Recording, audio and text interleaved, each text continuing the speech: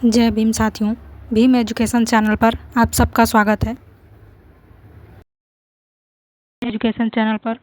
स्वागत है। आज के क्लास में हम यूपीएसएससी पेड 2021 के महत्वपूर्ण प्रश्न करेंगे। 10 प्रश्न हैं इस क्लास में जीके जीएस से संबंधित। तो चलिए शुरू करते हैं। आज का पहला प्रश्न, सिराज उद दौला किस युद्ध में अंग्रेजों से पराजित हुआ था? ऑप्शन ए बक्सर के युद्ध में, बी प्लासी, सी वांडीवास या फिर डी इनमें से कोई नहीं। सिराज उद दौला प्लासी के युद्ध में अंग्रेजों से पराजित हुआ था। प्लासी के पहले युद्ध 23 जून 1757 को बंगाल के मुर्शिदाबाद के दक्षिण में स्थित नदिया जिले में प्लासी नामक स्थान पर हुआ था। यह युद्ध बंगाल के नवाब सिराज उद दौला की सेना तथा ब्रिटिश इंडिया कंपनी की सेना के बीच हुआ था। ब्रिटिश इंडिया कंपनी सेना का नेतृत्व रॉबर्ट क्लाइव ने किया था। इसके नेतृत्व में बंगाल के नवाब की सेना की हार हुई तथा बंगाल में ब्रिटिश राज की शुरुआत हुई। इस युद्ध से ही भारत की दास्तां की कहानी शुरू होती है।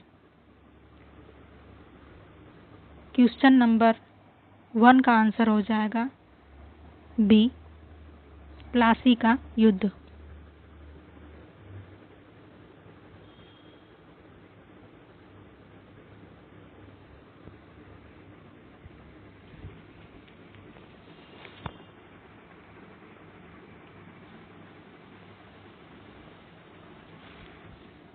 प्रश्न 2, इनमें से कौन हड़प्पा नीति का कट्टर समर्थक था?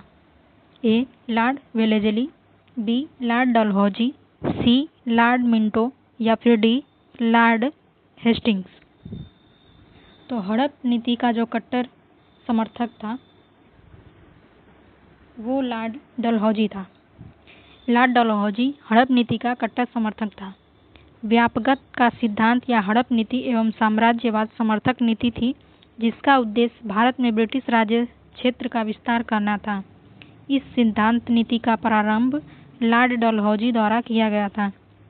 इस सिद्धांत के अनुसार वे राज्य जिनका कोई वंशानुगत उत्तराधिकारी नहीं था, वे राज्य ब्रिटिश भारत साम्राज्य के अंतर्गत शामिल हो जाते थे।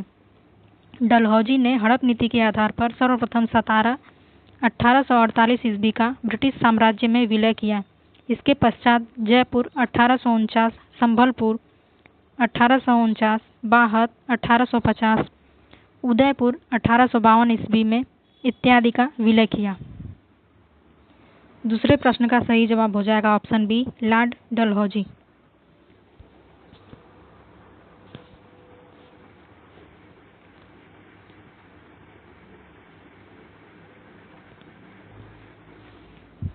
प्रश्न संख्या 3, भारतीय इतिहास में धन्वंतरी कौन था? ए चंद्रगुप्त मौर्य के प्रसिद्ध सेनापति, बी चंद्रगुप्त मौर्य की सभा को सुशोभित करने वाले प्रसिद्ध चिकित्सक या फिर सी हर्ष के समय पर एक प्रसिद्ध नाटककार, डी उपरोक्त में से कोई नहीं। तो भारतीय इतिहास में धन्वंतरी जो थे वो चंद्रगुप्त विक्रमादित्य की सभा को सुशोभित करने वाले प्रसिद्ध चिकित्सक का नाम धन्वंतरी था। भारतीय इतिहासकार में धन्वंतरी चंद्रगुप्त विक्रमादित्य की सभा को सुशोभित करते थे। चंद्रगुप्त द्वितीय विक्रमादित्य के राज दरबार के नवरत्नों में से धन्वंतरी ने आयुर्वेद में महत्वपूर्ण कार्य किए हैं। यह आयुर्वेद के प्रसिद्ध विद्वान भी थे तथा विक्रमादित्य की राज्यसभा के प्रमुख चिकित्सक भी थे। इनकी प्रसिद्ध रचना सुश्रुव संहिता थी, जो शल्य चिकित्सा की विस्तृत जानकारी देती है। तीसरे क्वेश्चन का सही जवाब हो जाएगा ऑप्शन बी।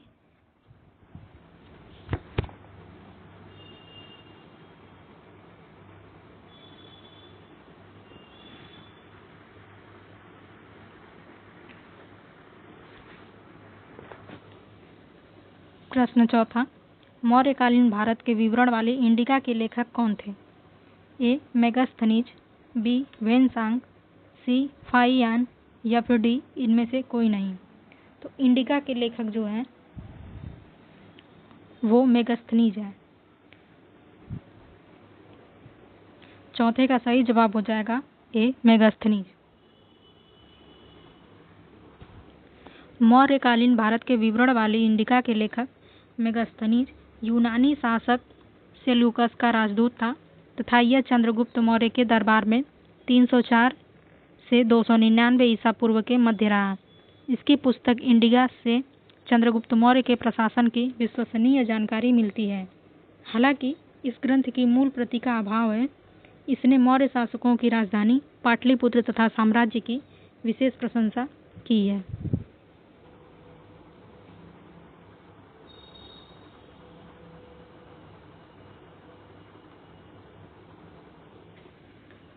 प्रश्न संख्या 5, साइमन कमीशन किस वर्ष भारत में प्रथम बार आया था? ए. 1925, बी. 1926 में, सी. 1919 में या फिर डी. 1928 में।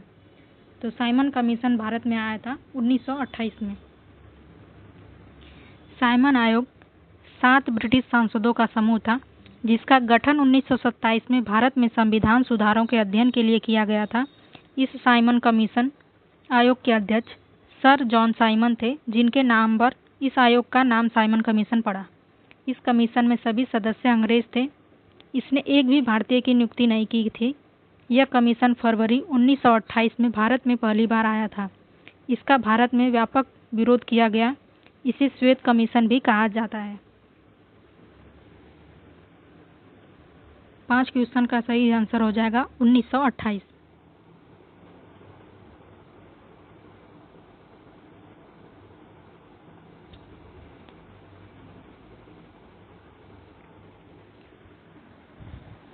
क्वेश्चन नंबर 6, भारतीय राष्ट्रीय कांग्रेस द्वारा किस अधिवेशन में ऐतिहासिक पूर्ण स्वराज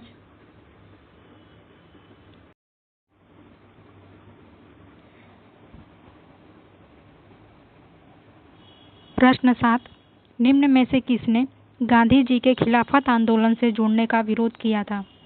ए. खान अब्दुल गफार खान ने, बी. फजलुल हक ने, सी. मोहम्मद अली जिन्ना ने या फिर डी. अबुल कलाम आज़ाद ने। तो गांधी जी के खिलाफत आंदोलन से जुड़ने का जो विरोध है वो मोहम्मद अली जिन्ना ने किया था।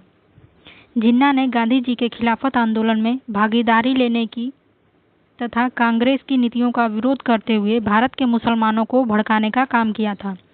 तुर्की साम्राज्य के विभाजन के विरुद्ध मोहम्मद अली जिन्ना व शौकत अली ने खिलाफत आंदोलन का नेतृत्व किया था, जिसका गांधी जी ने समर्थन करते हुए इसे हिंदू मुस्लिम एकता का अवसर के रूप में देखा था।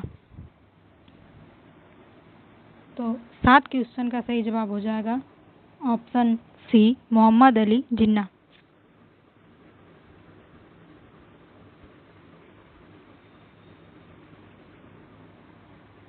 क्वेश्चन नंबर 8, इनमें से कौन सा क्रांतिकारी संगठन काकोरी षड्यंत्र केस में शामिल था? ए. गदर पार्टी, बी. अनुशीलन समिति, सी. अभिनव भारत ग्रुप या फिर डी. Hindustan Republic association. तो काकोरी षड्यंत्र कांड से जो संबंधित है वो हिंदुस्तान रिपब्लिक एसोसिएशन है। हिंदुस्तान रिपब्लिक एसोसिएशन की प्रारंभिक गतिविधियों में काकोरी कांड प्रमुख है। राम प्रसाद बिस्मिल ने यह विचार पेश किया था कि धन इकट्ठा करने के लिए राजनीतिक डकैतियों की जानी चाहिए, लेकिन इसका उद्देश्य मात्र सरकारी धन प्राप्त करना ही होना चाहिए। इस उद्देश्य से 9 अगस्त 1925 को उत्तर रेलवे के लखनऊ सहारनपुर संभाग के काकोरी नामक स्थान पर 8 डाउन ट्रेन पर डकैती डालकर सरकारी खजाने को लूट लिया गया। इसी घटना को काकोरी षड्यंत्र या फिर काकोरी कांड के नाम से जाना जाता है। क्वेश्चन नंबर 8 का सही जवाब हो जाएगा डी.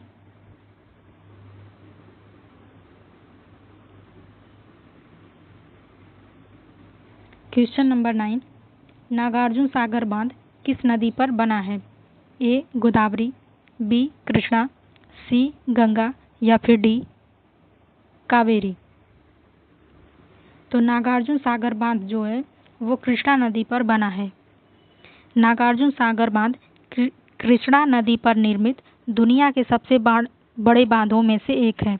यह आंध्र प्रदेश के नलगोंडा जिले में स्थित है। इस बांध का निर्माण कार्य 1955 में शुरू हुआ था और 1967 तक पूर्ण हुआ।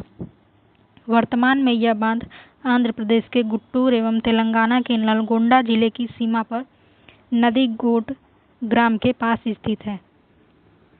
9 का सही जवाब है ऑप्शन बी, कृष्णा नदी।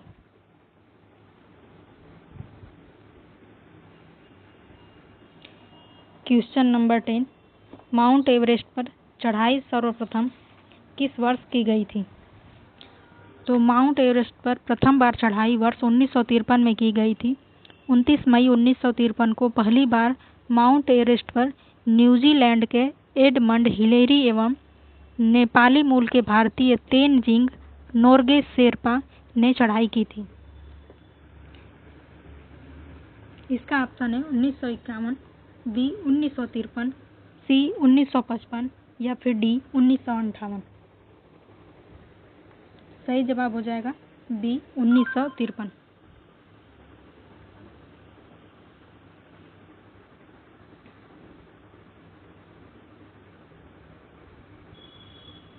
यह रहे आज के महत्वपूर्ण 10 प्रश्न जो प्रीवियस ईयर पेट में पूछे गए थे।